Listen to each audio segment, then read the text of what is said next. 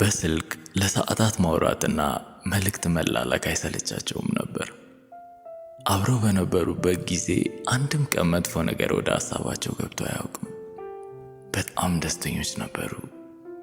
ጓደኝነታቸውም የሚያስቀና ነበር። ግን አንድ ቀን ትዕግስት ቀኑን ሙሉ ብትደውልለትም የጆሲ ስልክ አይነሳም ነበር። የጽሑፍ መልእክት ብትልክለትም አይመልስላትም ነበር። ትዕግስት በጣም ተጨነቀች፣ ግራ ገባት። እንቅልፏን መተኛትም አልቻለችም። እንባዋን መቆጣጠር አቃታት፣ ማልቀስ ጀመረች። ይሄኔ ነው ጆሲ በሕይወቷ ምን ያህል ቦታ እንዳለው የገባት። በማግስቱ ጠዋት ላይ የስልክ ጥሪ ትዕግስትን ቀሰቀሳት። ጆሲ ነበር። ጆሲ ሄይ። ትዕግስትም በመደወል በጣም ደስ ብሎኛል፣ ትናንት ምን ሆነ ነው ብላ ጠየቀችው። ጆሲ ስራ በዝቶብኝ ነበር። ትዕግስት የሆነ ችግር እንዳለ ተረዳች፣ ግን መጠየቅም ፈራች። ዝምታ በመሃላቸው ነገሰ። ጆሲ ቀጠል አረገና ታውቂያለሽ፣ ማውራት ማቆም አለብን። ትዕግስት ምን? ግን ለምን?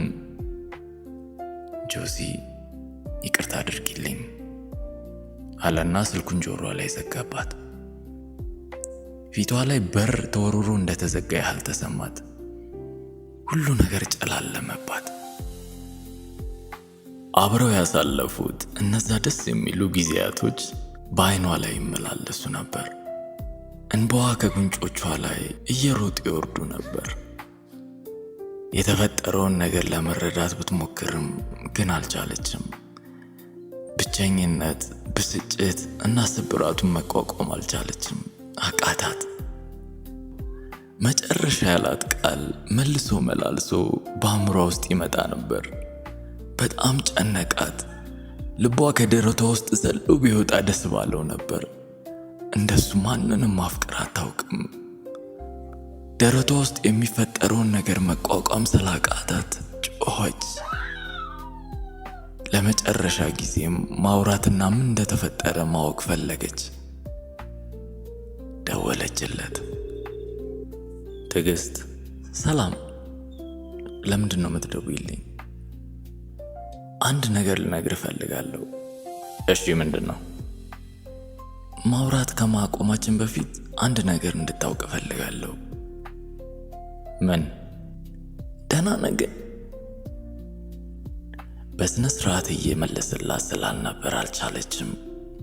ስልኩን ዘጋችው። ሞከረች፣ ግን እሱ ስለሷ ምንም ግድ እንደማይሰጠው ተሰማት። አሰበች፣ መጀመሪያውንም እንደማያፈቅራት ተሰማት። እንባዋ ቀስ በቀስ በጉንጮቿ ላይ ይወርዱ ነበር። ቁጭ ብላ ስለሱ ማሰብ አልቻለችም። ከቤት ወጣች። የጆሲ ስልክ ጠራ። አነሳው። ሄሎ። የትዕግስት እናት ነበሩ። ትዕግስት የመኪና አደጋ እንዳጋጠማት ሆስፒታል እንደተኛች ነገሩት። ወዲያው ስልኩን ዘግቶ በፍጥነት ወደ ነበረችበት ሆስፒታል ሄደ። ትዕግስት የጆሲን ድምፅ ስትሰማ አይኖቿን በግድ ከፈተች። ጆሲም ጠጋለና እጇን ያዘ። በጣም አዝናለሁ፣ ሁሉም የኔ ጥፋት ነው። ቅድሻልሽ እንጂ ጥፋቶችን ሁሉ እንደምከስሽ ቃል እገባልሻለሁ። ጆሲ የኔ ፍቅር፣ ሚሻለኝ አይመስለኝም።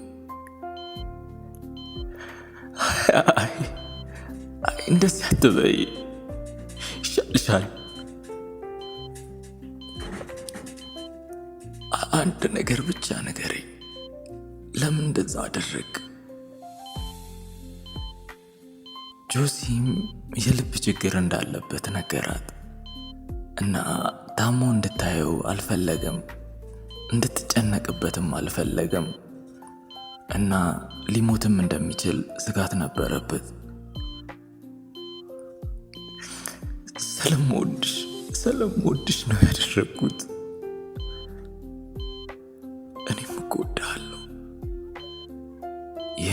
እንዳለች ልቧ መምታት አቆመ። ሕይወቷ አለፈ። ጆሲም በጣም ደነገጠ። መተንፈስ አቃተው። በሱ ምክንያት እንደሞተች ማመን አልቻለም። ከ10 ደቂቃ በኋላ በልብ ድካም ሕይወቱ አለፈ። የዚህ አሳዛኝ የፍቅር ታሪክ መልእክት፣ አንድን ሰው የምትወዱት ከሆነ ስሜታችሁን አትደብቁ። ምክንያቱም ፍቅር አንዱ የምንኖርለትና ዋነኛው ምክንያት ነው። ፍቅር ደስ የሚልና ውብ ነገር ነው። የተሰማችሁን ነገር ኮሜንት ላይ አሳውቁኝ።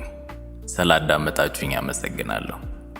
ይህም ቪዲዮ ከወደዳችሁት ላይክ በማድረግ አሳውቁኝ።